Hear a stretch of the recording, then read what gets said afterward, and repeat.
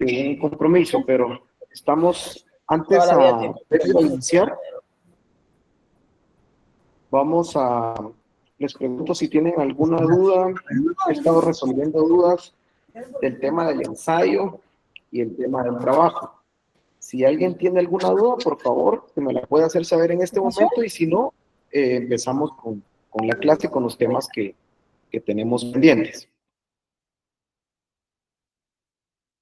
Licenciado, muy buenas tardes. Le saluda Edwin Diego, Sosa. adelante.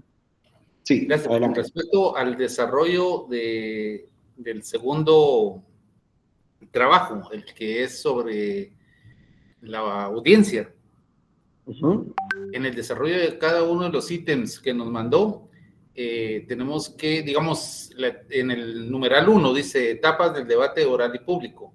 El segundo dice la prueba. Ahí tenemos que indicar en qué consiste cada una de estos ítems y poner fundamentación o únicamente dar en qué consiste, quiénes son los que llegan o compadecen, perdón. En el caso Sí, del numeral 1, ¿verdad? Que ahí podemos numerar las etapas que contiene el debate oral y público. sí, es correcto. Se tienen que enumerar las etapas y el fundamento legal de De cada una de ellas. cada una de ellas. Así es. Ok. En el caso del numeral número 6, perdón la redundancia, dice la videoconferencia y casos aplicables. Entonces tenemos que poner cuál es el fundamento que nos da la opción de tener una videoconferencia y en qué casos se aplica. ¿Es correcto, Lick? Sí, es correcto, así es. Ok, Esa es la forma. muy bien. Ahí estoy entonces ya. Lo demás, eh, gracias, licenciado.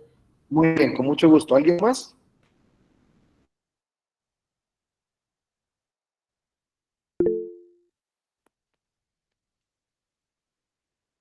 Licenciado, Emes. yo, sí, en el caso del ensayo, como son dos Ujú. documentos, es como que forzoso utilizar información de los dos documentos o podemos utilizar la información de solo uno, por ejemplo, el segundo, que es el último informe. No, vean pues. Son los dos porque uno, digamos, uno precede al otro, que precisamente son dos hallazgos, dos observatorios, dos análisis que se hicieron en diferente tiempo. No es un resumen, hay que leerlos que ustedes pueden tomar de base las estadísticas. Por ejemplo, cada uno de los documentos tiene estadísticas al final. Entonces, como es un ensayo y no es un resumen, ustedes tienen que hacer una comparativa. Digamos, un ensayo puede ser analítico, puede ser crítico, puede ser comparativo. Por ejemplo, el abuso medido de la figura de la prisión preventiva. ¿Cómo ha cambiado si seguimos igual en comparación del primer hallazgo y en el segundo si hemos tenido algún avance desde el punto de vista de la prisión preventiva? Pero si no se quieren basar en la prisión preventiva, pueden basarse, por ejemplo, en los casos, en la cantidad de casos que hemos logrado, que el Ministerio Público ha logrado tener una sentencia. Ustedes pueden tomar las dos comparativas y pueden determinar o advertir si a años después del segundo hallazgo se tienen más sentencias, digamos, dictadas en comparación de años atrás. Puede ser también, digamos, el hecho de los delitos de abuso sexual o los delitos de violencia en contra de la mujer. Entonces, no es necesario que ustedes agarren los dos documentos y que hagan un ensayo extenso, por eso la cantidad de páginas está limitada, porque después de la lectura ustedes pueden hacer un análisis. ¿Hemos mejorado? ¿Hemos empeorado? ¿Seguimos igual? ¿O en esto sí hemos tenido pasos firmes, pero en esto seguimos rezagados? Es decir, es una crítica o un análisis dependiendo de ustedes en qué lo quieren enfocar. Pero sí tienen que leer los dos, porque si solo se basan en el primero, dejan de tomar en cuenta el segundo. Y si solo se toma en cuenta el segundo, van a perder de vista qué es lo que ha cambiado o qué es lo que ha mejorado. Entonces, sí tienen que ser los dos. Gracias. Muy bien. ¿Alguien más?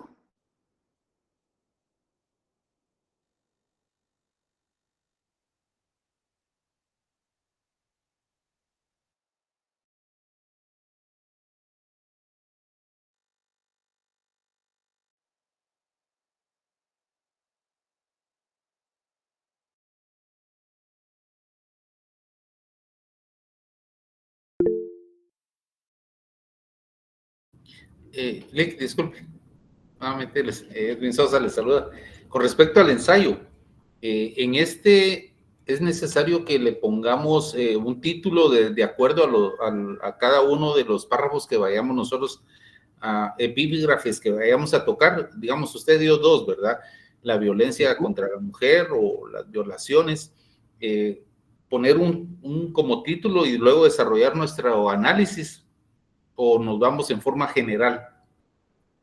En forma general porque si no, digamos, es un trabajo muy extenso y es un ensayo, quedaría un ensayo bastante extenso y no es, digamos, el objetivo, digamos, de este ensayo. El objetivo, se los traslado, es para que ustedes puedan tener una crítica o puedan tener la información de cómo, teniendo dos ministerios públicos distintos, porque son dos épocas distintas del Ministerio Público, y cómo años atrás estábamos en el tema de justicia y cómo estamos del 2019 y 20 en adelante. Entonces, no tienen que ir tomando, digamos, título por título de cada ensayo, porque a ustedes les saldrían 40 hojas y no sería, digamos, didáctico el tema si no les pediría ahí un resumen. El ensayo básicamente es tomar un punto medular de cada uno de los observatorios, fijarlo y hacer un análisis respecto de esto. Entonces tiene que ser general. Tiene que ser general. Hemos mejorado, hemos empeorado, en qué hemos mejorado y por qué. Por supuesto, porque tiene que ser, digamos, bajo alguna tónica de argumentación, pero tiene que ser general. ¿Alguien más?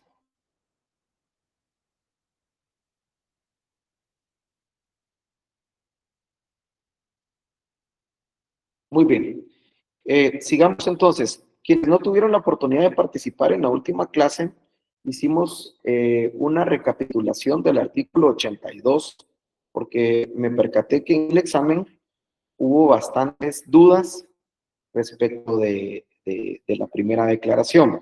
Y les pido que nuevamente, aunque estemos aquí en formato en línea, ustedes me vayan planteando las preguntas que ustedes tengan respecto de esto, porque la primera declaración es bien importante, es el punto de partida, y tenemos que tener claro cómo es que esta se desarrolla. Entonces, vimos el tema del auto de procesamiento, la prisión preventiva, cómo podíamos sustituirla, que era de prisión provisional, que era prisión preventiva por alguna medida de coerción. El tiempo es una duda también que surgió. Recordemos que se le da la palabra al Ministerio Público, el juez le otorga la palabra al Ministerio Público y a las partes para que se pronuncien respecto del plazo de la investigación. Si existe prisión preventiva, máximo pueden ser 3 meses, y si existe si existe una medida sustitutiva, pueden ser hasta 6 meses por el tema que tenemos a una persona o a varios indicados privados de su libertad, y de esa forma entonces se marca una temporalidad menor para que el Ministerio Público agilice la investigación. En muchos casos, el Ministerio Público requiere que sea ampliada una investigación. De hecho, hay un caso muy importante, quizás alguno de ustedes lo puede ubicar, el exfiscal de delitos en contra de la corrupción, Estuardo Campo, del Ministerio Público, fue aprehendido por segunda ocasión, por un segundo caso, distinto por el cual ya había estado guardando prisión preventiva. Se le fija en primera declaración al Ministerio Público un plazo de investigación, y llegó el plazo de la investigación en la cual se tiene que presentar el acto conclusivo, no se presentó. Entonces, el juez es el que tendría, en principio, según el Código Procesal, fijarle un plazo al Ministerio Público para que presente la investigación. Porque vencido el plazo, la investigación, el acto conclusivo, recordemos que desde la primera declaración queda establecido qué día tiene que presentarse la conclusión de esta investigación. El problema aquí, digamos, en este caso puntual, es que el juez no le obliga al Ministerio Público a que cumpla con el deber de presentar este acto conclusivo. Aquí tenemos entonces, pensemos un vacío porque el juez es quien, digamos, siendo juez de garantías, tendría que fijarle un plazo fatal, inclusive bajo apercibimiento de testificar lo conducente por la situación de que está dejando de cumplir con el mandato constitucional de la persecución penal. Desde la primera declaración queda establecido, pensemos, y les pongo nuevamente el ejemplo para terminarlo de aclarar. En la primera declaración se establece que si van a ser 3 meses, ¿qué día vence? Y por lo tanto, ¿qué día tiene que presentar el Ministerio Público el acto conclusivo? ¿Y qué día se va a llevar a cabo la audiencia de conocimiento de cargos? La primera fecha, y se los dije en su momento, la primera fecha no es una audiencia, es una fecha en la cual el MPP tiene que agarrar un memorial, tiene que presentarlo al juzgado, y entonces, bajo este escenario, tiene que indicarle al Ministerio Público cuál fue la conclusión de la investigación. Citamos a ciertos peritos, citamos a ciertos expertos, encontramos ciertas grabaciones en las cámaras, tenemos testigos oculares, testigos referenciales, tenemos documentos, medios científicos de prueba, y por lo tanto, conforme a todo esto, le requerimos que se abra debate oral y público en contra de ciertos indicados. Ese es el acto conclusivo. El acto conclusivo no es una audiencia, es la presentación por escrito de la conclusión de la investigación durante el plazo que fue fijado desde la audiencia de primera declaración. Días después, se lleva a cabo, ahora sí, una audiencia en donde se conoce el contenido del memorial y el Ministerio Público tiene que ratificarlo y el abogado defensor o la abogada defensora tiene que oponerse a la apertura a debate oral y público. ¿Y qué tiene que hacer? Objetar y depurar el acto conclusivo. Si los testigos no son idóneos, si los medios que se están ofreciendo o adjuntando no son los adecuados, si la investigación tuvo algún vicio. Es decir, la defensa lo que va a oponer es que se dé inicio a un debate oral y público. Esta es la audiencia denominada conocimiento de cargos. ¿Qué son los cargos? Lo que está imputando el Ministerio Público posterior a la investigación. Ya no hablamos aquí de una primera declaración, porque en la primera declaración solo se hace una breve relación de qué fue lo que ocurrió. Pero en la audiencia de conocimiento de cargos, ahora sí, se tiene que conocer el memorial y en qué es lo que está, en lo que concluye. Pero puede ser también que exista, veamos, no me parece nadie que quiera ingresar, que me acaba de escribir. Sigamos. Entonces, pero pues, el Ministerio Público no siempre quiera perseguir o quiera seguir instando la persecución penal en un debate, sino que el interés es ya no seguir en el mismo, por alguna circunstancia. Pensemos que era un delito de lesiones y las partes se pusieron de acuerdo y una de ellas indemnizó a la otra, pensemos por las lesiones ocasionadas. Entonces, el Ministerio Público pierde materia para seguir investigando. Es decir, no es objeto que siga investigando porque ya llegaron a un acuerdo. Entonces, no que se presenta, ahora otorgo la palabra. El Ministerio Público, la actitud del acto conclusivo no necesariamente tiene que ser la solicitud de que nos vayamos a un debate oral y público, sino que tiene que ser, señor juez, en virtud de que siendo un delito de acción privada o siendo un delito de acción pública, pero dependiente de instancia particular, no tiene ningún objeto que sigamos dentro de este proceso y por lo tanto encontremos o solicito la autorización para aplicar una medida alterna. Esto es lo que nos lleva a los siguientes temas de qué otras formas se puede, qué otras solicitudes puede plantear el Ministerio Público dentro de una audiencia de conocimiento de cargos. Escuchamos, Pamela.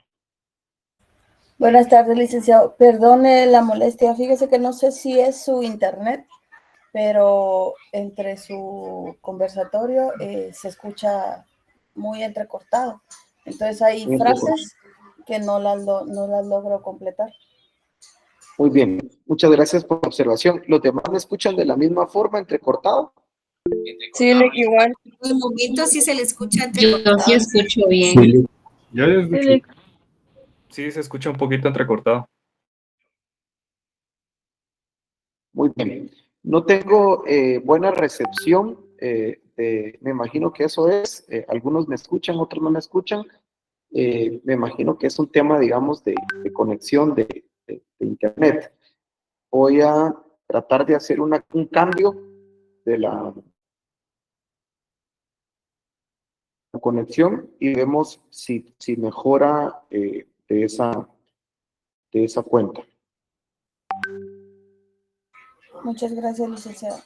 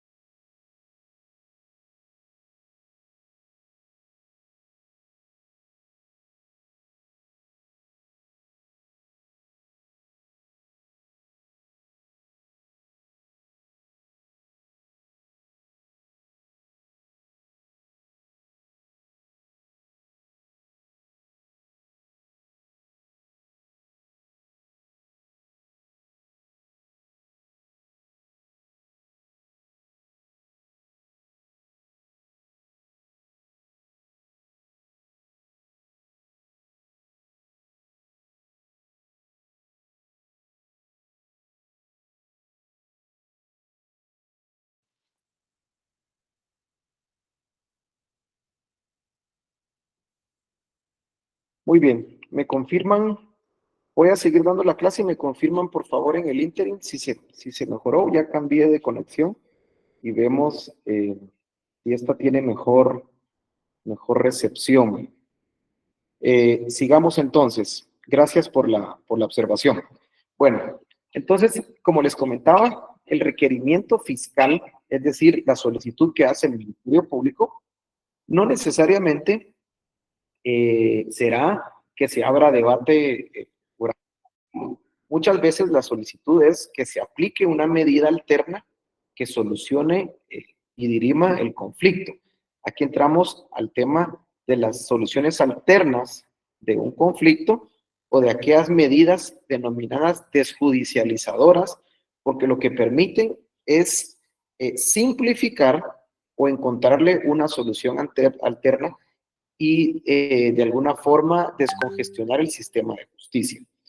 La primera, en su momento, yo les voy a ir dando, ahorita lo vamos a tocar a grosso modo, en su momento vamos a ir viendo una por una con el fundamento legal para que ustedes puedan ir tomando anotaciones. La primera es la abstención de la persecución penal, la suspensión de la persecución penal. En muchos delitos, el Ministerio Público, con autorización siempre del juez, porque no lo puede hacer de forma unilateral, siempre es el juez quien tiene que autorizarlo, requiere al juez que no se siga instando la persecución penal, derivado que el delito así lo permite. Todas estas medidas desjudicializadoras tienen que estar plenamente identificadas en el código y tienen que tener una pena señalada no más de 5 años, porque de lo contrario no se puede aplicar este beneficio. Entonces, la primera es la suspensión de la persecución penal. Los delitos están señalados, cuáles, por ejemplo, en los casos tributarios, en donde el contribuyente cometió un delito, uno de los más comunes es el de defraudación tributaria, porque declaró inexactamente impuestos, sabiendo que tenía que pagar una cantidad mayor, se arrepiente, paga los impuestos, tiene un acercamiento con el fiscal, y entonces el fiscal viene y le plantea a la juez o al juez que no quiere seguir instando la persecución penal en virtud de que ya pagó los impuestos, lo cual no exime la responsabilidad penal. El pago de impuestos no borra el delito cometido, no le exime, pero sí le permite aplicar a este tipo de beneficios.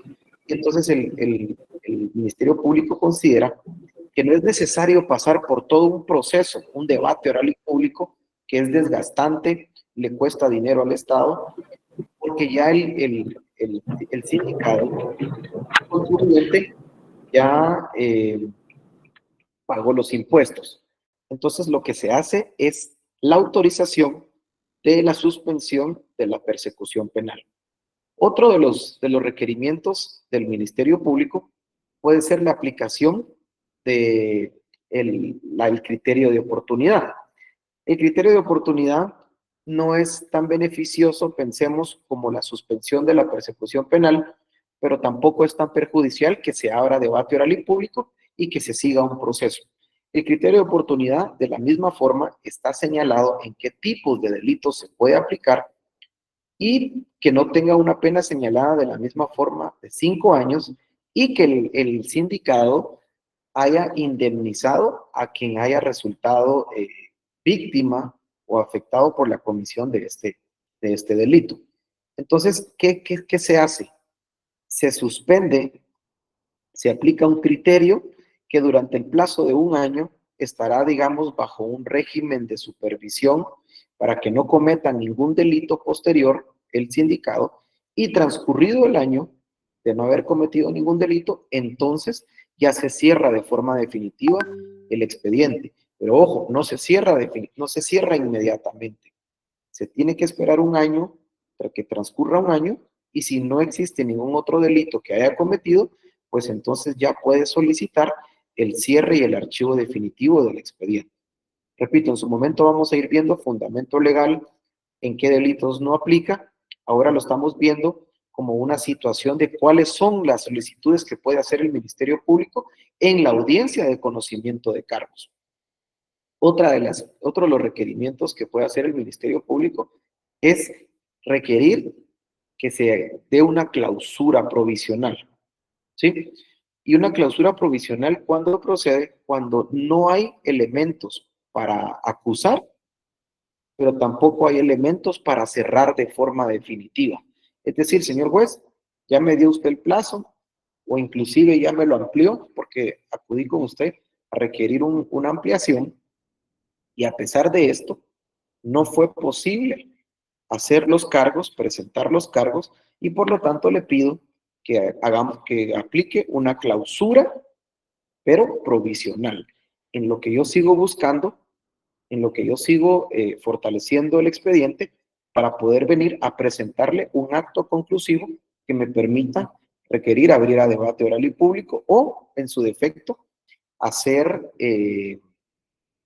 requerir el archivo definitivo. Entonces, vean ustedes la diferencia importante, porque en el primer caso yo ya no quiero seguir investigando como fiscal, ya no hay materia, ¿sí? Ya se resolvió el asunto, y por lo tanto se requiere que se aplique la suspensión de la persecución penal.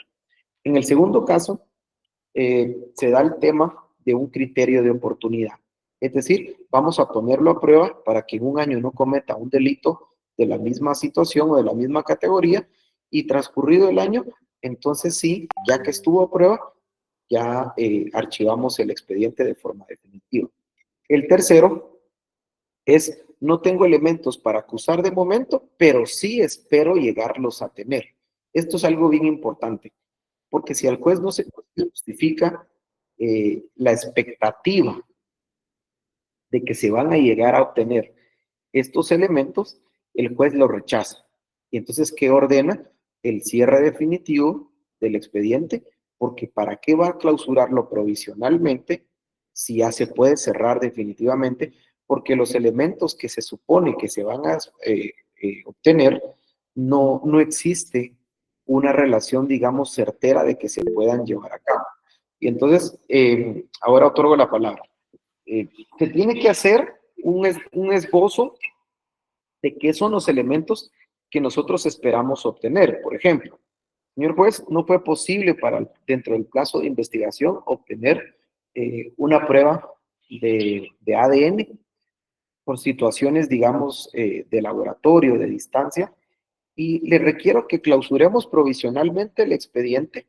Yo voy a seguir con las diligencias de investigación y cuando ya lo obtenga, ¿qué es lo que voy a obtener? Una prueba que mandé a hacer a Alemania en virtud que aquí en Guatemala no tenemos ese tipo de, pensemos, de aparatología y por lo tanto, por el tema de razón de distancia, sí lo espero obtener la prueba específica, pero para que no le sigamos vulnerando el derecho al sindicado, pues que entonces quede en libertad y esperamos obtenerlo más adelante. Es decir, no solo basta con decir no lo clausurémoslo, porque yo voy a obtener más pruebas, sino tengo que decir qué tipo de pruebas voy a obtener. Y las pruebas que yo espero obtener tienen que ser factibles. ¿Alguien me levantó la mano?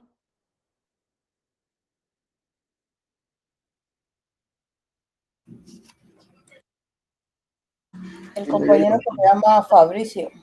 Fabricio. Buenas noches, licenciado. Una consulta. ¿Qué tan recurrente es que den el requisito de clausura provisional? ¿Qué tan recurrente? Muy recurrente. Muy recurrente porque, digamos, es un tinte medio entre que no quiere el Ministerio Público, no se quiere dar por vencido de que se cierre de forma definitiva, ni tampoco quiere beneficiar, ni tampoco tiene los elementos para poder acusar. Porque si yo le voy a pedir como Ministerio Público al juez o a la jueza que abra debate oral y público, le tengo que hacer un desglose de los medios de prueba que quiero ir a diligenciar en el debate. Pero si mi acusación es débil, ¿sí? Los cargos con los cuales yo llego a esta audiencia de conocimiento de cargos son débiles o inexistentes, lo más seguro es que el juez entonces no lo va a dar al lugar y por lo tanto va a ordenar el archivo definitivo. Entonces, sí es muy frecuente, sobre todo por el colapso, digamos, de trabajo que tiene el Ministerio Público, que pese a que el plazo de investigación, que fueron 6 meses, en el caso de que goza de libertad el sindicado, o que exista inclusive una ampliación, aún así, en muchas ocasiones, es imposible que el Ministerio Público esté listo y por lo tanto no le queda de otra más que acceder a decir, bueno, clausurémoslo provisionalmente, me armo de un expediente más fortalecido y ya lo presento una acusación, digamos, ya más entera, más completa. Entonces, sí es muy frecuente esta figura, porque, digamos, es un tinte intermedio para no querer cerrarlo, pero tampoco no tiene los elementos para acusar. Por supuesto que aquí el abogado defensor o la abogada defensora tiene que negarse. ¿Y cuál es la negativa, digamos, frecuente? Es, señor juez, ya tuvo tiempo suficiente para haber investigado. ¿Cómo es posible que venga a esta audiencia a pedir más tiempo cuando ya se le amplió o cuando ya tuvo el tiempo suficiente? Otro argumento es el tema de que las posibles pruebas que espera obtener son materialmente imposibles de obtener. Por ejemplo, que establezca que va a seguir buscando cámaras o que va a seguir buscando testigos. Son situaciones, digamos, que no. Otro ejemplo, cuando tiene una expectativa de recibir un testimonio de una persona que está hospitalizada o que inclusive está declarada en un estado de coma y que el Ministerio Público diga, esperamos recibir el testimonio de Fabricio Marroquín al momento que nuevamente recupere la lucidez y que salga del estado de coma. Es decir, ¿cuánto tiempo? Puede ser 1 año, 2 años, 10 años o puede ser nunca.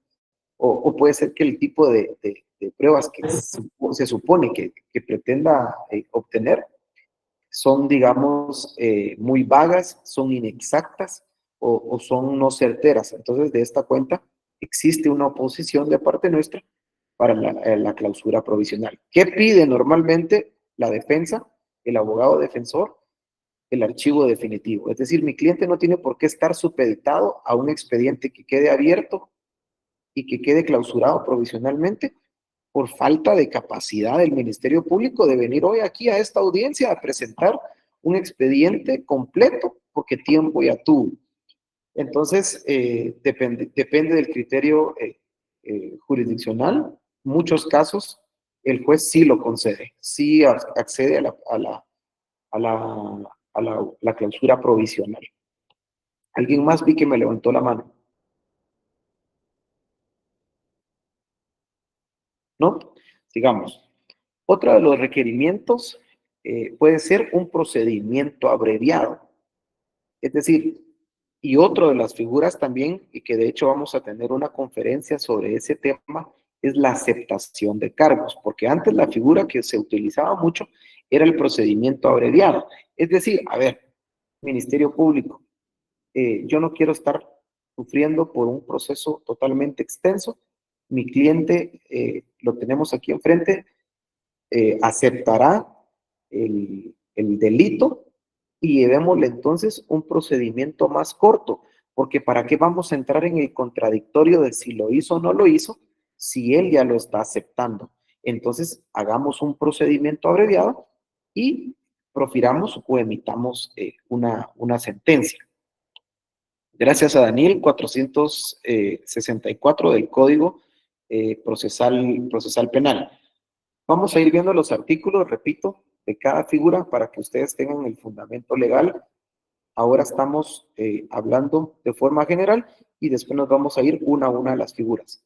Gracias, Daniel, por el aporte. Entonces, abreviamos las etapas porque le cuestan al Estado muchos recursos, porque ¿para qué vamos a esperar tanto tiempo? Recuérdense que cada audiencia se va fijando no un día siguiente. Por ejemplo, hoy podemos tener una audiencia y como no logramos terminar, se señala la continuación de la audiencia para dentro de 15 días. Y después una tercera audiencia, otros 15 días después, porque tiene que ser conforme la agenda del tribunal. De tal forma que el debate como tal puede llegar a tardar, y eso es una de las situaciones que contiene el hallazgo, quienes ya lo leyeron. Tiene qué cantidad de días demora desde que inició el proceso hasta que se profirió sentencia. ¿Quién ya tuvo la oportunidad de ver esos datos? Que me pueda levantar la mano. Perdón, ¿Ninguno? ¿cuál dijo? En los dos observatorios que son objeto del ensayo, hay una estadística que mide la cantidad de días que demora un proceso penal promedio en Guatemala. ¿Alguien ya lo leyó? ¿Todavía no? No le... Bueno, entonces, el debate puede inclusive, como no tiene que ser continuo, para efectos de ley, sí. Para efectos de días, calendario, no. ¿Sí? No puede tardarse más de cierta cantidad de días, 10 específicamente, porque se considera interrumpido el debate. Pero el tribunal hoy, por ejemplo, llevó a cabo un debate del expresidente Otto Pérez Molina. Mañana, de una persona que se considera es integrante de las pandillas. El miércoles, de un exministro. El jueves, de un caso, digamos, de alguna masacre. El viernes, y así conforme a la agenda, va integrando los debates. Esta cantidad de días es la que normalmente nos tardamos para poder llegar al tema de una sentencia como tal.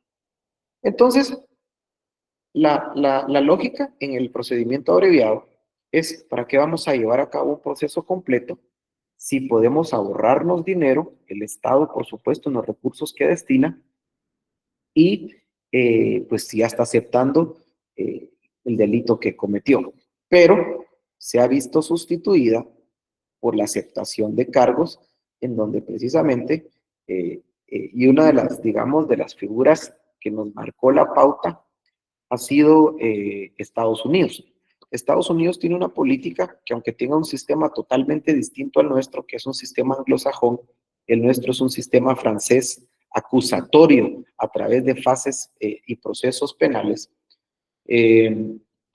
Estados Unidos tiene una política de que cada vez que ellos aprenden a un individuo, a un sujeto, no les interesa aplicarle una pena tan alta, sino hacer que colabore y proporcione información para poder seguir escalando en la estructura. Han visto ustedes en las noticias que siempre existe, y hay casos, Por ejemplo, ayer, quiero ver, ayer o la semana pasada, creo que fue viernes, se sentenció en Estados Unidos al expresidente de Nicaragua por temas de narcotráfico. Y precisamente cuando se hace una negociación, se busca aplicarle una pena menor para que exista una colaboración de parte del sindicato para poder obtener información de cierta estructura y poder ir llegando. Misma situación en Guatemala, pero aquí esa es una, digamos, la figura está incompleta, de hecho, raya en cierto límite de inconstitucionalidad, porque en Guatemala no existe la obligatoriedad, sí que acepte el delito, pero no que colabore proporcionando información. Entonces, vemos un caso, por ejemplo, ustedes han visto en las noticias tantos casos en donde han aceptado cargos, el caso de los involucrados en el Tribunal Supremo Electoral, casos de el más sonado, y ustedes, ahora otorgo la palabra a René, el caso más sonado es el del exministro de Comunicaciones, Infraestructura y Vivienda del gobierno anterior, del gobierno de hecho de Jimmy Morales, del anterior al de Alejandro Yamatei, en donde él acepta los cargos, le rebajan una pena, pero resulta que él no proporciona información de la demás estructura, distinto a cómo es que nace esta figura. Tendremos a una persona que preside una judicatura, y quién mejor que esa persona que nos pueda resolver dudas. Es correcto.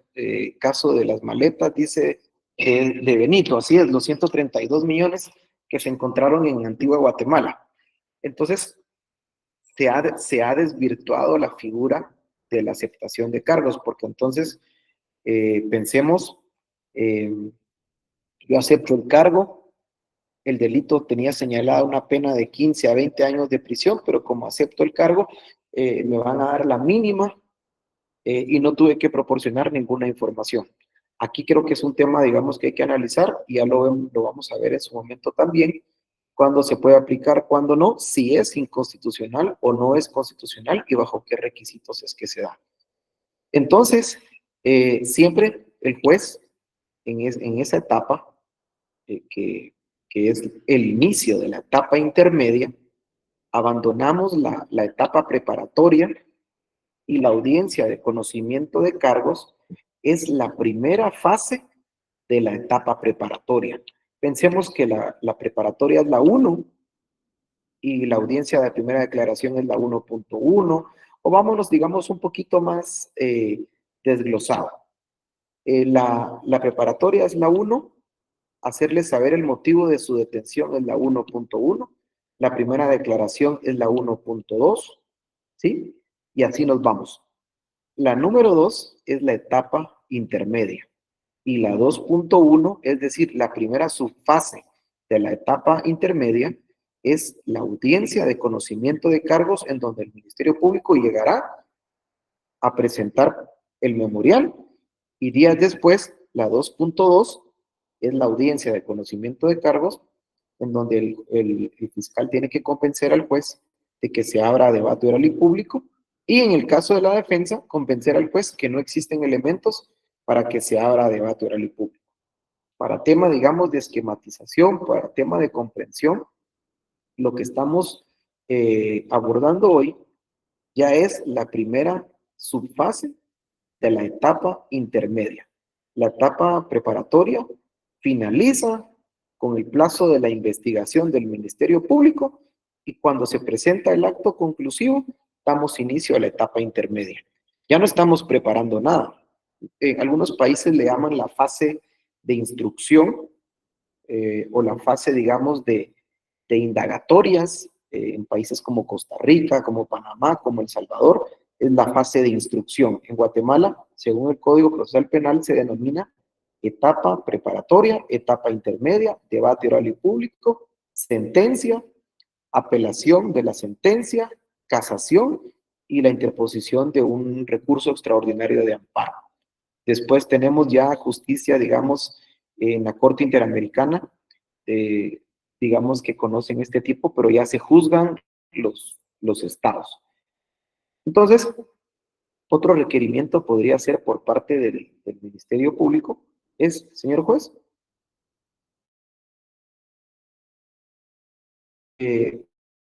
vamos a solicitar un procedimiento abreviado o vamos a solicitar una aceptación de cargos. Algo aquí que quiero que apunten y que tengan bien presente, y es muy importante, es si el Ministerio está de acuerdo, no podemos requerir estas figuras una juez. Y si aunque el Ministerio Público, nosotros como abogado defensor, tampoco no se puede llevar a cabo.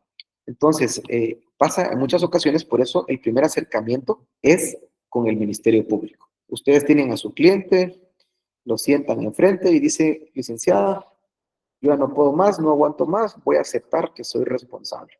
Entonces, por favor, ayúdenme a que veamos un tema de una aceptación de cargos o un procedimiento abreviado. Yo voy a aceptar que cometí el delito. Vamos con el fiscal de la Fiscalía Especial en donde se esté, digamos, conociendo el expediente. Y tenemos, con gusto, ahora repito las etapas. Entonces, vamos con el fiscal y tenemos que decirle, fiscal, quiero que lleguemos a un acuerdo y que usemos la figura de la aceptación de cargos o usemos la figura del procedimiento abreviado.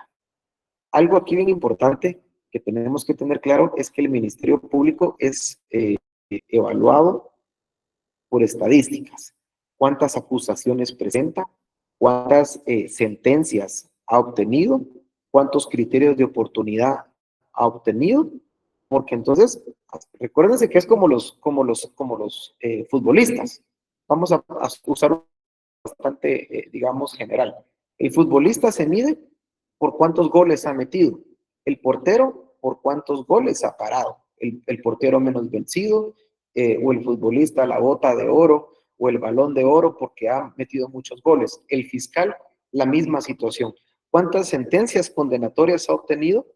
¿Cuántos casos ha terminado? ¿O cuántos casos definitivamente se le vinieron abajo porque no pudo sustentarlos de forma correcta ante el juez? Entonces, en muchas ocasiones no les gustan ciertas figuras, salvo que esto le vaya a permitir tener una victoria anticipada y evitarse todo el trabajo, porque precisamente uno de los así es. Y dice Carlos, y el abogado por los casos ganados, totalmente. Eso así es la analogía. Entonces, bajo esta dinámica, muchos fiscales no les gusta aceptar porque sabe que no le va a contar como estadística. Recuérdense que uno de los fines del proceso penal es la averiguación de la verdad. Si una persona cometió un delito, en qué circunstancias y cuál es el grado de participación. Es uno de los principios. ¿Cuáles son los principios del derecho penal? Pues tenemos muchos, pero el más importante, que de hecho era una de las preguntas del examen, es dónde encontramos el fundamento de las distintas etapas del proceso penal. Y lo encontramos en los primeros artículos donde está fines del proceso. El proceso penal tiene como fin la averiguación de la verdad y la comisión de un delito, en qué situación se cometió y bajo qué grado de participación se pudo haber cometido. ¿Sí? Entonces, esto le da vida a las etapas del proceso penal, porque ¿qué es lo que queremos? Averiguar si se cometió un delito. Y si se cometió, porque muchas veces no se cometió, y si se cometió, ¿quién fue que lo cometió? Si es el que la Policía Nacional Civil nos puso a disposición, o si fue alguien más. Y si fue esa persona, ¿cuál es el grado de participación? Derecho sustantivo penal. ¿Te recuerdan las formas de participación en autoría y complicidad? Si hay atenuantes o agravantes. Esto es lo que queremos saber. Entonces, si le estamos ahorrando el trabajo al Ministerio Público, porque el sindicado dice, sí, yo lo cometí, usted tenía razón, yo lo cometí. Entonces, ¿cómo no va a querer? Es una victoria, digamos, es como que le digamos a una persona, sigamos en el mismo ejemplo de fútbol, mira, ni siquiera juguemos los 90 minutos, nos vamos a dejar ganar, ¿oíste? Nos vamos a dejar ganar, pero aplícame un beneficio. Pues perfecto, Entonces, si ya te estás declarando derrotado, pues por mí, por eso es que el Ministerio Público le gusta mucho la figura de la aceptación de cargos. El tema es la trascendencia social que tiene de no juzgar correctamente delitos que son de tanta trascendencia y que pues vemos estos casos. Me levantó la mano Edwin, te doy la palabra y después explico lo que yo... Era cuando la defensa del Ministerio Público plantea el procedimiento abreviado y se llega a un acuerdo mutuo, ¿esto queda por escrito o solo es de palabra, licenciado? No, tiene que quedar por escrito siempre. De hecho, hay casos de deslealtad procesal en donde llegamos a un acuerdo con la Fiscalía y al momento de que llegamos a una audiencia nos cambian las circunstancias en las cuales llegamos a un acuerdo. Acuerdo totalmente lícito, legal y realizado dentro de las instalaciones del Ministerio Público. Pero recordemos que todo el tema penal es oralizado.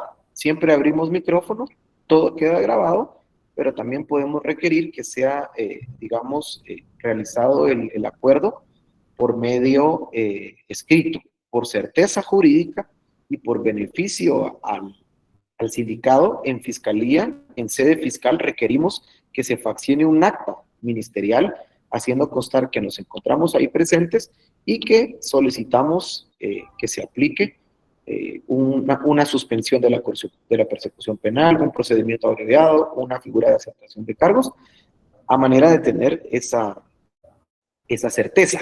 Pero pensemos en una treta, de deslealtad por parte del Ministerio Público, es decir, si yo soy culpable, ¿sí? Que llegue el sindicado a la sede junto con su abogado y diga, sí, yo soy culpable, eso no es prueba dentro del proceso penal, en un debate oral y público, porque se está haciendo bajo circunstancias del fruto envenenado, ¿verdad? Entonces no es prueba dentro de un proceso algo que se obtuvo por medios ilícitos y por lo tanto es bastante factible que al momento que objetemos ese medio de prueba, el juez lo dé al lugar y no se tome en cuenta o no se pondere para aplicar una sentencia condenatoria.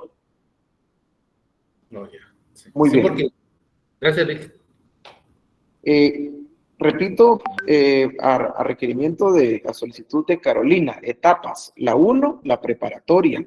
La 1.1, pensemos, si lo queremos esquematizar de forma muy fina, ¿sí? La número 1 es toda la audiencia, toda la etapa preparatoria. La 1.1, pensemos que es la aprehensión del sindicado.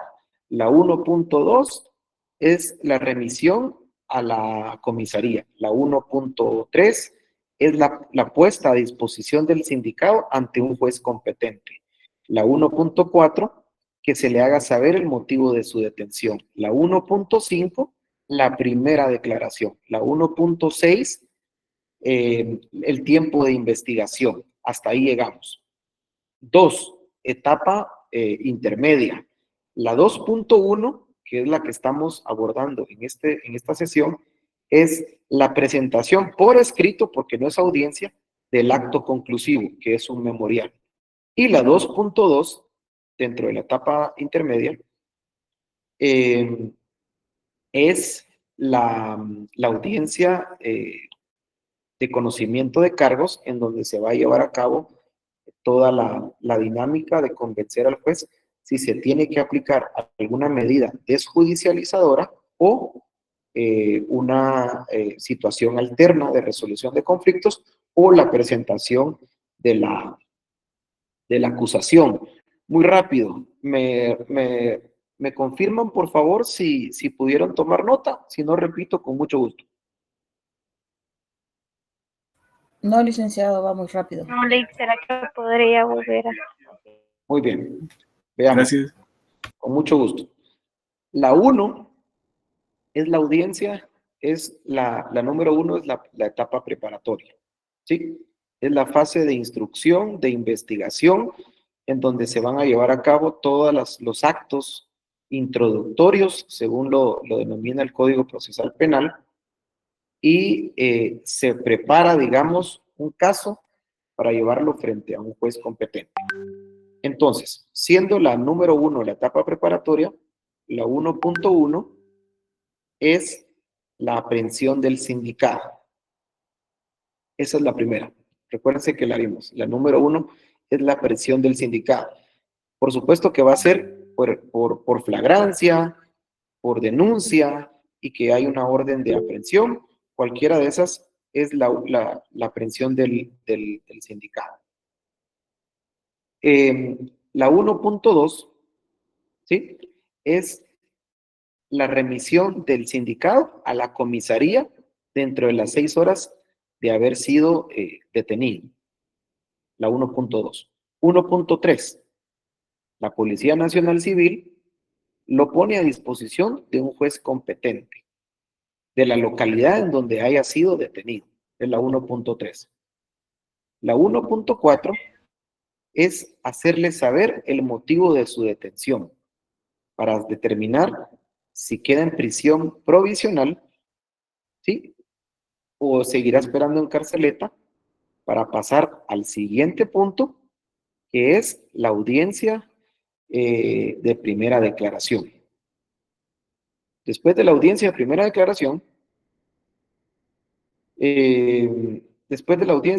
declaración, pasamos entonces a la etapa de toda la investigación, que sería, digamos, con la que cerramos la audiencia preparatoria. La 1.2, para quien está preguntando, es la movilización del sindicado a una comisaría.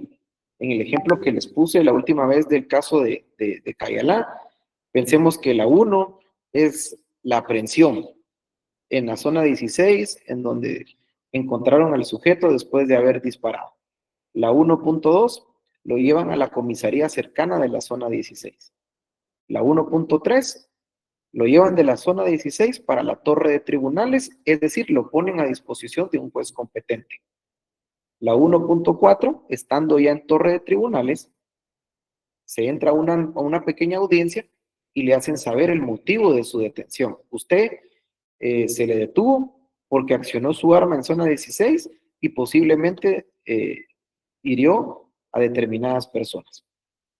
Después de esto, es la audiencia de primera declaración, en donde aquí sí entran todos los sujetos procesales, se le intima los hechos y se lleva a cabo todo el artículo 82 que vimos en la clase, en donde se escucha a las partes, se dicta un auto de procesamiento, se determina una aplicación de una medida de coerción y posteriormente se toma el tiempo de la investigación. Posteriormente a esto, entonces se lleva a cabo la investigación y hasta ahí llega la fase preparatoria, ¿sí? Vencidos los 3 meses en caso hubiese prisión preventiva o vencidos los 6 meses en caso hay una medida sustitutiva. Entramos entonces a la otra fase, que es la etapa intermedia, en donde el Ministerio Público tendrá que llegar en su momento con un memorial a la torre de tribunales en donde adjunte cámaras de los testigos, testigos referenciales que citó al Ministerio Público, el arma que encontraron, los cartuchos de la percutación del arma de fuego. Sigamos en el mismo ejemplo. Entonces, estamos en la fase 2, que es la etapa intermedia, y la 2.1 es la presentación del acto conclusivo, y el 2.2 es la audiencia de conocimiento de cargos, en donde el Ministerio Público va a decir: el día del concierto en zona 16 se llevó a cabo esto, usted me dio 6 meses o 3 meses, 3 meses porque él queda en prisión preventiva. Entonces, para ese entonces va a ser junio. Investigué todo esto, encontré estas cámaras, encontré estos videos, encontré estos testigos referenciales y por lo tanto le vengo a pedir, juez, que este sujeto tiene que enfrentar la justicia y lo acusamos y que abramos a un debate oral y público. Esa es la fase 2.2. De la misma forma, si alguien toma nota, estos puntos, recordemos que pueden ser tomados y subsumidos, digamos, en vez de que quede 1.6, puede ser 1.4. No es, digamos, la generalidad, pero a grandes rasgos, es una esquematización de los puntos, porque puede ser que muchos autores, por ejemplo, no tomen en cuenta la aprehensión como un punto, sino simplemente lo empiecen a contar desde el momento de la primera declaración. Pero para efectos de comprensión, lo mejor es irlo desglosando por subpuntos para que ustedes lo puedan comprender. Por tiempo, tienen ustedes una segunda clase, entonces retomamos el tema el jueves. Espero poder conectarme temprano a las 17:45 para que podamos seguir con el tema entonces. Les deseo a todos una excelente noche.